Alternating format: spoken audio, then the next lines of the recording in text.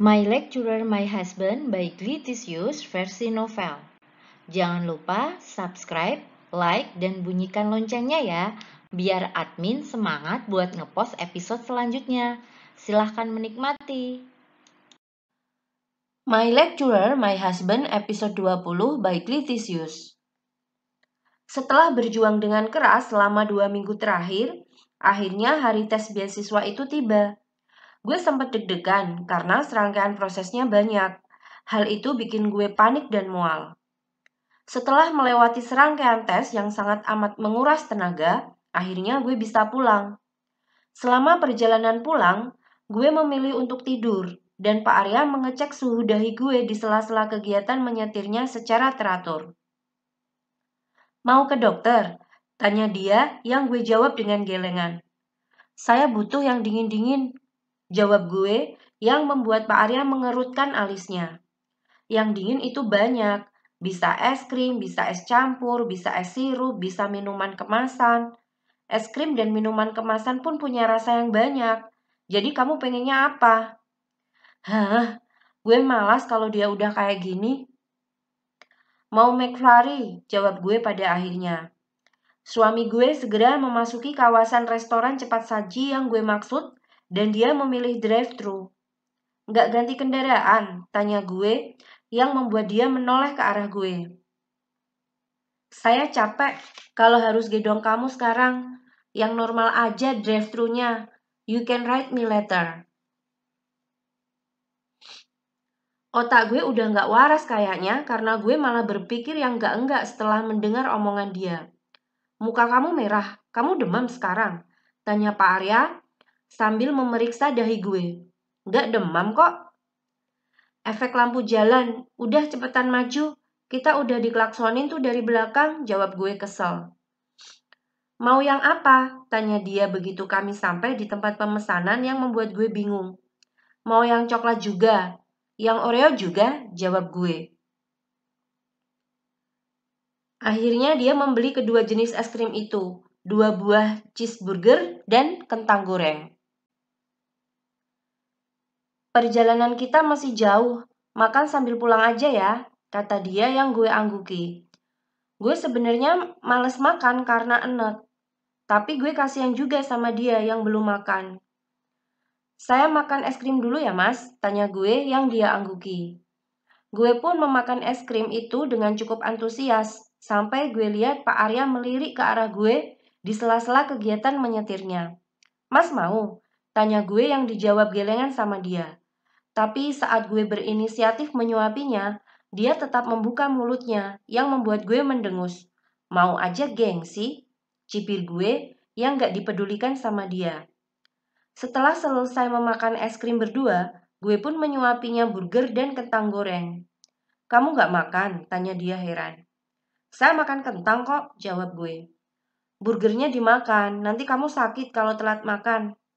Saya enek, gak mau makan. Tadi es krim kamu makan? Kan saya pengen, jawab gue gak mau kalah. Pak Arya tiba-tiba meminggirkan mobilnya yang membuat gue bingung. Kenapa mas? Saya makan sendiri, biar kamu bisa makan, kata dia sambil mengambil burger yang ada di tangan gue. Kamu aneh. Setiap orang punya selera masing-masing, gak usah protes, jawab gue kesel sambil meneruskan kegiatan makan gue. Sementara Pak Arya sudah memakan burger keduanya. Ngomong-ngomong kamu belum hack lagi? Tanya Pak Arya yang membuat gue menghentikan kunyahan gue. Iya juga ya. Saya gak pernah ngitung siklus saya, jawab gue jujur. Entah mengapa, genggaman gue pada cup es krim sekarang lebih mengerat dari sebelumnya. Selama ini kami memang cukup rutin melakukannya. Mungkinkah mau beli test pack? Tanya dia yang membuat gue menelan ludah gugup. Ada perasaan penasaran, excited, sekaligus takut yang gak gue dapat ekspresikan. Keesokan paginya, gue bangun dengan perasaan luar biasa gelisah karena penasaran sekaligus takut. Penasaran akan hasilnya dan takut kalau hasilnya mengecewakan. Mau ditemenin? Tanya Pak Arya yang membuat gue menggelengkan kepala gue. Dengan menghela nafas panjang, gue pun masuk ke dalam kamar mandi. Di dalam kamar mandi, gue menenangkan diri terlebih dahulu sebelum kembali membuka pintu. "Gimana? Udah?" tanya Pak Arya yang sedikit panik bercampur antusias. "Apapun hasilnya, Mas nggak akan marah kan?" tanya gue takut. "Emang udah?" "Belum, saya masih takut," jawab gue yang membuat Pak Arya menghela nafas. "Apapun hasilnya, kita harus terima dengan baik. Kalau memang sudah ada titipan di dalam diri kamu itu, kita harus jaga dengan baik. Kalau memang belum, berarti kita harus berusaha lagi tandanya." Gue menghela nafas panjang sebelum masuk kembali ke kamar mandi dengan 3 test pack yang mereknya berbeda-beda. Gue pun menggunakan ketiganya dan menunggu hasilnya untuk beberapa saat. Dan gue keluar dari kamar mandi. "Gimana?" tanya Pak Arya dengan tenang, tapi keantusiasannya masih tetap terlihat. Gue pun memberikan 3 test pack yang ada di tangan gue ke tangannya yang membuat dia mengulum senyuman. "Utang Mas jalan lunas sekarang karena cicilannya udah berkurang," kata gue dengan senyuman penuh kelegaan. Dia langsung memeluk gue dengan erat dan mengecup kening gue singkat, sambil mengucapkan kata terima kasih. Gue nggak tahu kenapa kehamilan gue terasa random, karena menurut beberapa sumber yang gue baca, biasanya kalau nggak ibu yang mengalami yang namanya ngidam dan juga morning sickness, ayahlah yang mengalaminya. Tapi gue sama suami gue ganti-gantian. Kadang gue yang menemukan dia muntah-muntah di pagi hari. Begitupun sebaliknya, kadang dia yang pengen banget akan sesuatu. Kadang gue, contohnya kayak sekarang ini, gue pengen banget yang namanya nasi goreng dengan bentuk lucu khas bekal anak kecil dengan sosis bentuk cumi-cumi dan juga telur dengan gambar senyum. Nah, gue pengen semua itu suami gue sendiri yang bikin. Muka Pak Arya sekarang udah terlihat frustasi saat melihat tutorial membuat sosis cumi-cumi dan juga pernik-pernik lainnya yang menghiasi nasi goreng yang gue maksud. "Kamu nggak pengen yang lain?" tanya Pak Arya sambil menggaruk kepalanya. "Pengennya itu," jawab gue memelas. Dan ia pun akhirnya menuju dapur dan gue hanya mengawasinya. "Cuci tangan dulu, jangan lupa pakai apron, nanti baju Mas kotor," kata gue yang membuat dia melakukan apa yang gue suruh. Dia pun menggulung baju tidur miliknya dan mulai bersiap menyiapkan bahan-bahan yang dibutuhkan. Gue nggak ngerti karena dia kepinteran atau apa, motong sosis lama banget karena diliatin dulu untuk nyari sudut yang pas.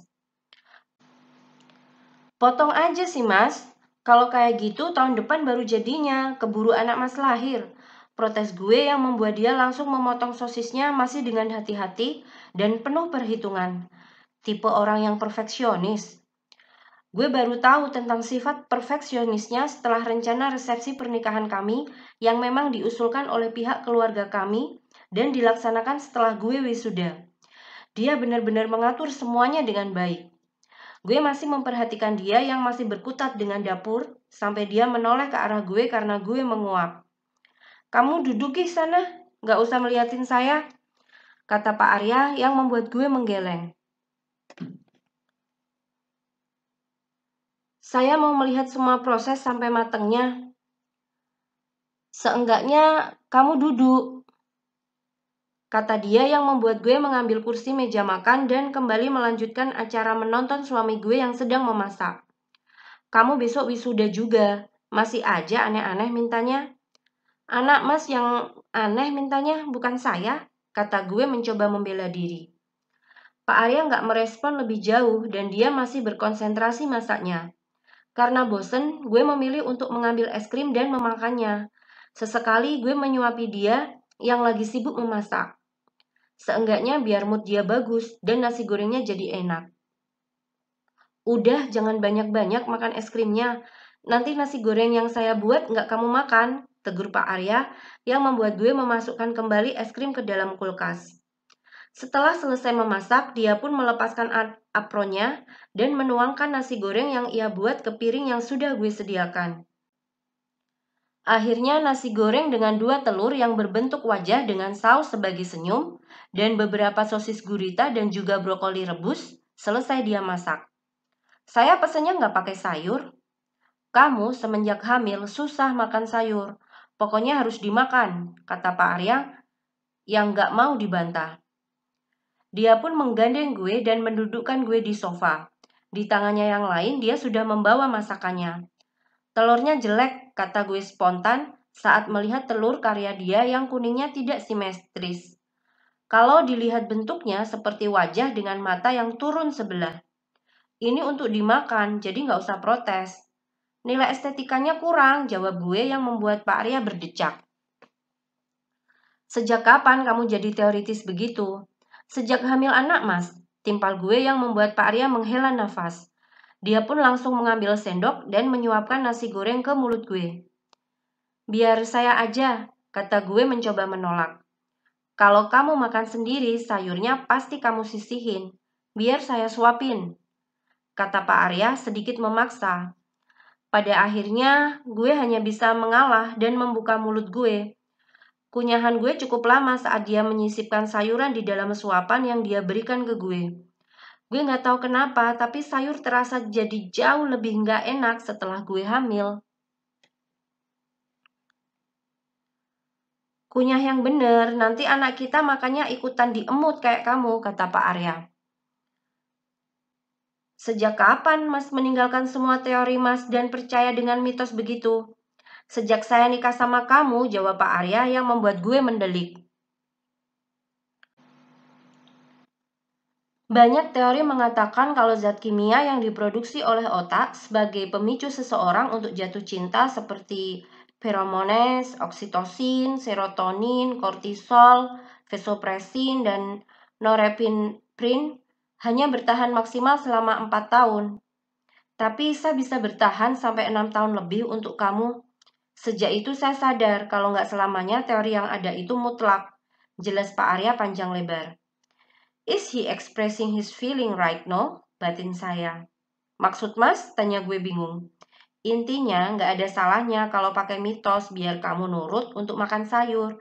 Jawab Pak Arya sambil menyuapi gue potongan brokoli yang cukup besar. Gue mau mengumpat, batin gue. Terima kasih sudah menyimak episode ini sampai akhir. Sampai bertemu di episode ke-21 ya. Jangan lupa subscribe, like, dan bunyikan loncengnya. Terima kasih.